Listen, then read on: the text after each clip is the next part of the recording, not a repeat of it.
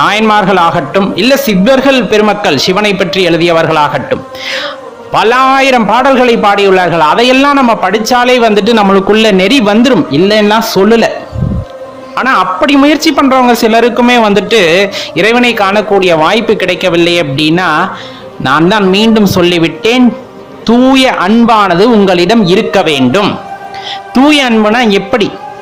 நல்லா கேட்டுக்குங்க. உள்ளம் உருகும் அளவிற்கு உனக்குள் அந்த அன்பு இருக்க வேண்டும். இறைவனை பாடும் போது உன்னோட கடைக்கண்கள்ல நீர் அருவி மாறி பொங்கணும். அந்த பொங்குகின்ற அந்த அருவி போல அந்த கண்ணீர் இருக்கு இல்லையா, அதுல உங்க உடம்பு நலையணும். அப்படின்னா எப்படிப்பட்ட அன்பா இருக்கணும் யோசிச்சு பாருங்க. சாதாரணமா ஆனந்த கண்ணீர் வராது. ஆனந்தத்தின் உச்சத்திற்கு செல்லும் போதுதான் உங்களது கடைக்கண்களில் நீர் பெருக்கெடுத்து ஓடும். அந்த பெருக்கெடுக்கின்ற நீரால் உங்களது உடல் நலையும் அளவு உங்களின் அன்பு அங்கு இருக்கணும். அதுதான் ரொம்ப முக்கியமான விஷயம்.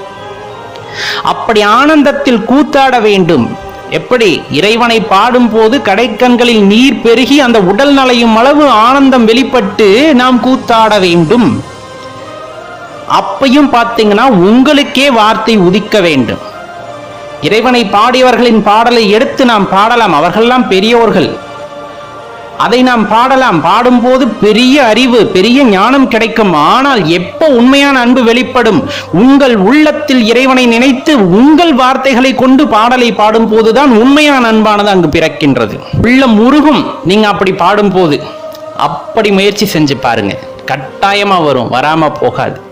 எவ்வளவோ சந்தர்ப்பங்களில் நாம் மாட்டி முழித்திருப்போம், திக்கற்று நின்றிருப்போம். எப்படி வெளியே வர்றதுனே எனக்கு தெரியல, இந்த சந்தர்ப்பத்திலிருந்து எப்படி வெளியே வர்றதுனே தெரியல. ஒரு நொடி அப்படி ஸ்தம்பிச்சு நின்றுப்போம், என்ன நடந்ததுனே தெரியாது. அந்த இடத்தை விட்டு நம்ம வெளியே வந்திருப்போம். அந்த சந்தர்ப்பத்திலிருந்து நம்மளை இறைவன் அழகா வெளியே கொண்டு வந்திருப்பார்.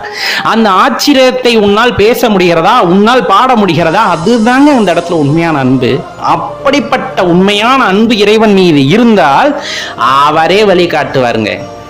அவரே உங்களுக்கு குருவாக இருந்து வழிகாட்டுவார். ரொம்ப முக்கியமான விஷயம். இன்னும் பார்த்தீங்கன்னா நிறைய பேர் எனக்கு குரு கிடைக்கல, குரு தேவை அப்படிங்கிற அந்த மனநிலையிலே நம்ம இருக்கோம்.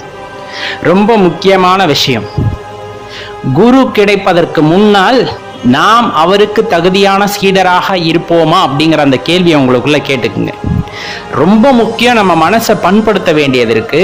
என் குருவிற்கு நான் நல்ல சீடனாக இருப்பேன்ங்கிறத நீங்க உறுதிப்படுத்திங்க. தினமும் அவ்வாறு உங்களை பூஜித்து வாருங்கள். நான் ஒரு நல்ல சீடனாக இருப்பேன், நான் உண்மையான அன்புள்ளவனாக இருப்பேன், எல்லா உயிரினங்களின் மீது சம உரிமையும் சம அளவு அன்பும் வைக்கக்கூடியவனாக இருப்பேன், நான் ஒரு நல்ல சீடன் தொடர்ந்து சொல்லிக்கிட்டே வாங்க. கண்டிப்பா இறைவன் நல்ல குருவை உங்களுக்கு கண்ணில் காட்டுவார். உங்களுக்கு சரியான குருவை கண்ணில் தென்பட செய்வார். கண்டிப்பா அவங்களும் உங்களுக்கு வழிகாட்டுவாங்க. அதுதான் ரொம்ப முக்கியம். இந்த இடத்துல இறைவனை அடைவதற்கு உண்மையான அன்பு அப்படிங்கிறது தேவை அப்படிங்கிறது நம்ம சொன்னோம். எப்படி இருக்கணும்?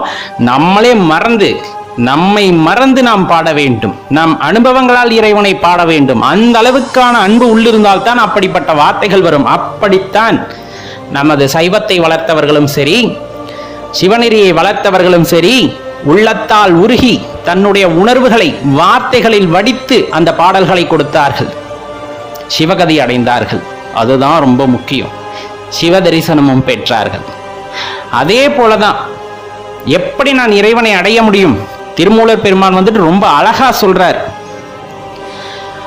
பாடவல்லார் நெறி பாட அருகிலேன், ஆடவல்லார் நெறி ஆட அருகிலேன், நாடவல்லார் நெறி நாட அருகிலேன், தேடவல்லார் நெறி தேடுகில்லேனே அப்படின்னு சொல்லிட்டு ரொம்ப அருமையா ஒரு பாடல்ல விளக்குற 96வது பாடல் திருமந்திரத்துல.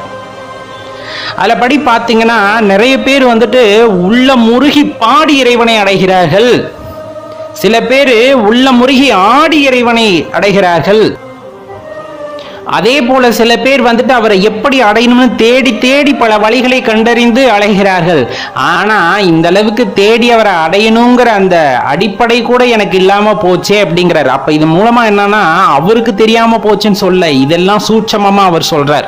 உண்மையான அன்பால் உன்னால் இறைவனை பாட முடிகிறது என்றாலும், உண்மையான அன்பால் மனதினில் இறைவனை நிறுத்தி உன்னால் ஆட முடிகிறது என்றாலும், உண்மையாக அவரை தேடி அலைய வேண்டும் என்று அலைந்து அதற்கு ஒரு வழியை கண்டுபிடிக்கிறாய் என்றாலும் அதன் மூலியமாக இறைவனை அடையலாம். ஆனா அந்த பக்கம் எனக்கு இல்லாம போச்சேன்னா அந்த பாட்டுல ரொம்ப வருத்தமா சொல்றார். அப்ப நல்லா தெரிஞ்சுக்குங்க, உண்மையான அன்போடு உண்மையா உள்ளம் உருகி நாம் செய்கின்ற ஒரு விஷயத்தில் இறைவனை காண முடியும். பிற உயிரினத்தின் மீது உண்மையாக அன்பு செலுத்தும் போதும் நம்மளால இறைவனை காண முடியும். குரு கண்டிப்பா நமக்கு கிடைப்பார். நம்ம ஏற்கனவே சொன்ன மாதிரி தான், எனக்கு ஒரு நல்ல குரு வேண்டும் அப்படின்னு கேட்பதற்கு பதிலாக நான் ஒரு நல்ல சிஷ்யனாக இருப்பேன், சீடனாக இருப்பேன்கிறத திரும்ப திரும்ப மனசுக்குள்ள நம்ம சொன்னோம்னா கட்டாயமா நமக்கான குருவை இறைவன் வழிகாட்டுவார். அல்லாத பட்சத்தில் இறைவனே உங்களுக்கு குருவாக வருவார். நல்லா தெரிஞ்சுக்குங்க, எப்பவுமே உண்மையான பக்தி என்றுமே தோற்று போகாது. விடாமுயற்சியாக நீங்கள் காட்டுகின்ற அன்புதான் உங்களுக்கு ஆன்மீகத்தில் நல்ல ஒரு வழியை காட்டும் அப்படிங்கிறத ஞாபகம் வச்சு